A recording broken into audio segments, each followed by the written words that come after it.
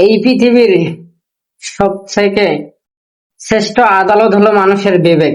মানুষের বিবেকটাই যদি না থাকে তাহলে আমরা কিসের মানুষ? গাজীপুর শ্রীপুরে একটি কালার ফ্যাক্টরিতে লিজা নামের একটি মেয়ে দীর্ঘ সময় ডিউটি করার কারণে তিনি অসুস্থ হয়ে পড়েন। সুপারভাইজার কাছে ছুটি চাওয়া, তাকে ছুটি দেয়নি। তাদেরকে ফায়ার করতেছে, গুলি করতেছে, গুলি করে দুই তিন জনে মারা লাইছে। পুলিশের লোকে বোমা দিছে, গুলি করছে, আরো গ্যাস দিছে, আরো আমাকে দুই তিনটা বোন হয়। আবার স্বেচ্ছা কি বের হয়ে আসলেন নাকি বের করে দিব? এই গেটটা ইয়া করো। দর্শক, এই মুহূর্তে আমি অবস্থান করছি গাজীপুরের শ্রীপুরের যে বর্মি রোড রয়েছে তার রোডের পাশে কিন্তু একটি কালার ফ্যাক্টরি রয়েছে। এই ফ্যাক্টরির এর শ্রমিকরা কিন্তু আজও কিন্তু আজকে গেটের বাইরে অবস্থান করছেন এবং আমি শুনতে পেয়েছি যে পুলিশের সাথে ধাওয়া পাল্টা দেওয়া হয়েছে।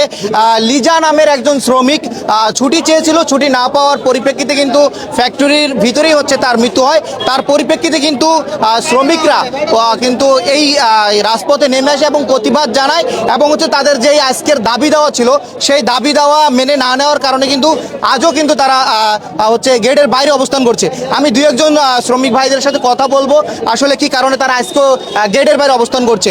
হ্যাঁ, মনে করুন প্রতিদিন নাইট করতে অসুস্থ ছিল, পরে সুপারভাইজারের কাছে বলে ছুটি চাইছে, পরে সুপারভাইজারে বলছে যে তুই দূরে যা, পরে আমার ভূগোলে আসিস না।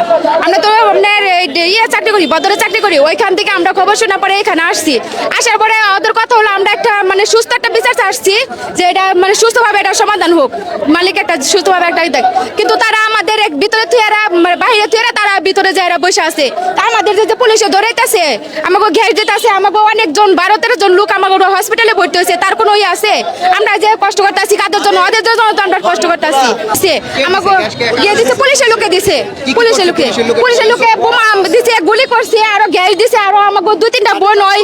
এই ওইখানে একটা ইয়ে আছে, এই মসজিদ আছে, ওইখানে মসজিদ আমরা পানি ঢালছি। আমিও অসুস্থ হয়ে গেছিলাম গা, আমারও পানি খাওয়াচ্ছে। আপনারা আহত হয়েছে? 12-13 জনের মতো আহত হয়েছে।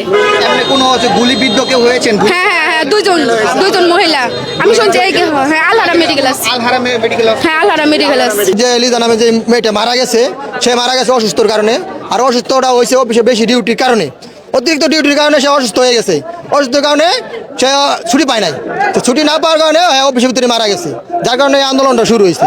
এখন এরা সমাধান দিবে বলছে ভিতরে বসে মিটিং করবে। যেহেতু এটা গ্রুপ পেড করি, এই সব গ্রুপের একটা নিয়ম থাকার কথা, কিন্তু এই জায়গায় এক নিয়ম নাই।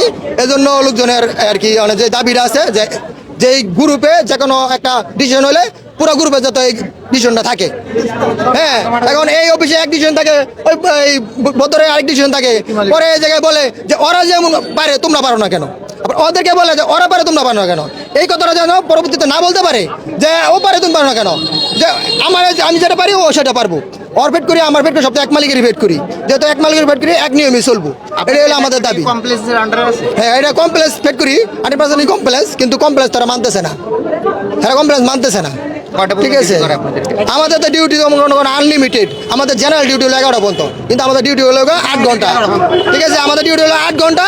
আর এ থেকে অফিসে চাকরি নিলেই বলে যে আমাদের অফিসে ডিউটি এই 11টা পর্যন্ত জেনারেল ডিউটি আপনি করতে পারবেন, আর রাত 11টা পর্যন্ত। মানে আমরা করি, আমরা তো পেটের দায়, আমার 8 ঘন্টা ডিউটি করলে পোষে না, আমার সংসার চলে না। ঠিক আছে, চালাতে পারি না, আমার ওভারটাইম করতে হয়। কিন্তু ওভারটাইম করতে বলে কিন্তু আনলিমিটেড। যখন আমার 1টা বাজে ছুটি দেয়, আমার বাসায় যেতে লাগে আর 1 ঘন্টা, তো 2টা বাজে। হ্যাঁ, ঘুমাইতে 3টা, আমার উঠতে আবার 5টা বাজে। একটা মহিলা মানুষ যখন উঠে 3টা বাজে গিয়ে আবার 5টা বাজে উঠে, 5টা বাজে উঠে আবার রান্না বান্না করে আবার অফিস তখন আসে, সে তখন 2 ঘন্টা ঘুমায়। সে তখন অসুস্থ হবে না কি ভাই, শরীরে তো একটা ইয়ে আছে, শরীরে তো একটা নিশ্চয়তা আছে, কোনো ইয়ে আছে, এই কোনো নাই, বুঝছেন। এই জন্য আজকে ওই দাবিটার জন্য আমরা আসছিলাম এই জায়গায় সবাই বসবো।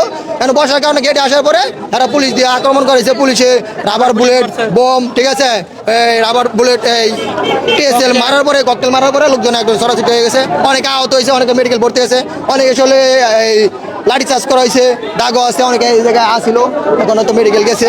ঠিক আছে, এরা মনে করেন আমরা তো কোনো হাঙ্গামা করতে আসি নাই, আমরা এখন সবাই শ্রমিক, আমরা ন্যায্য বিচারের জন্য আসছি।